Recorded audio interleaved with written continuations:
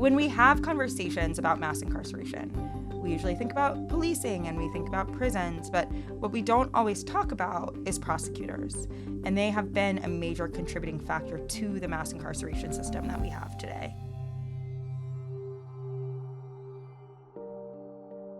Prosecutors are the ones making decisions on who to prosecute and what charges to bring, what they decide to pursue and not pursue, what plea deals they offer. And they're not the only people in a courtroom with influence. Judges play a part, juries play a part, of course, but they have more influence than a lot of people realize, especially given how many cases are pled out before trial. For decades, those decisions by prosecutors were generally increasingly harsh, and that's in part because of shifts by legislatures, but also because over time we've seen many prosecutors push for more and more time, and we've seen the number of people going into prison grow astronomically, right? I mean, we've seen things like more children being tried as adults, and prosecutorial discretion was a major contributing factor to those shifts.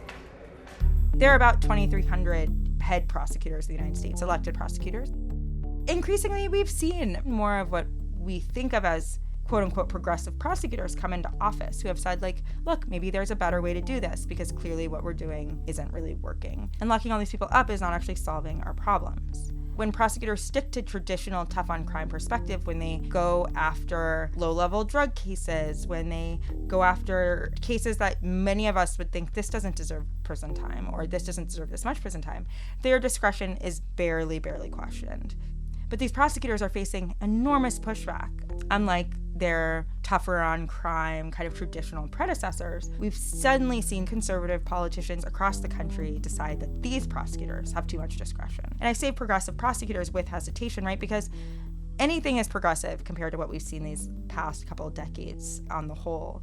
And so we're not seeing any prosecutors refuse to prosecute anybody. We're not seeing prosecutors shutting down jails or shutting down prisons. What we're seeing is prosecutors do what prosecutors do, which is prosecute cases and put people in prison. And some of them are just taking a slightly more progressive approach to that than their predecessors. And so the point here is that they're putting less people in prison. They're trying more solutions maybe than their predecessors. But to so many politicians and pundits, that is being seen as unacceptable. Teenagers rampaging the streets and looting. We arrest John on Monday. He's out on Tuesday. And he's doing it again on Wednesday. Like something from some dystopian horror movie. And so you have these primarily conservative politicians saying this city has so many problems and they have a prosecutor who's less brutal than some of the ones in the past. It must be their fault. But we know that's not true, right? And the reason we know that is because prosecutors are a back-end solution. They come in at a point when some wrong has already been done, when harm has already been done. They don't prevent crime. They don't prevent harm in that way. They can't be held responsible for the problems of an entire city. Prosecutors actually do have a lot of power to reduce mass incarceration. They could, for example, decide they're not going to prosecute drug charges, or they could make sure they're setting bails within reasonable amounts that people could pay, or they could actually decide to address some of the problems facing unhoused people. Instead of picking up, arresting them, letting them go over and over again, they could divert cases, right? And we do see some of them divert cases. They could send more people to diversion programs, could send them to rehabilitation. They could send some of them to mental health court or veterans court.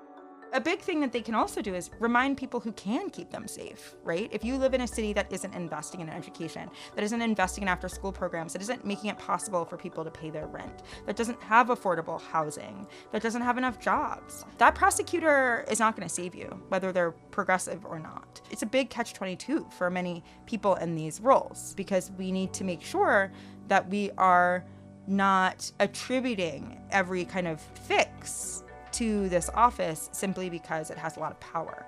We have to make sure that we're creating a world in which prosecutors and police and the system becomes as obsolete as possible because they can't prevent harm.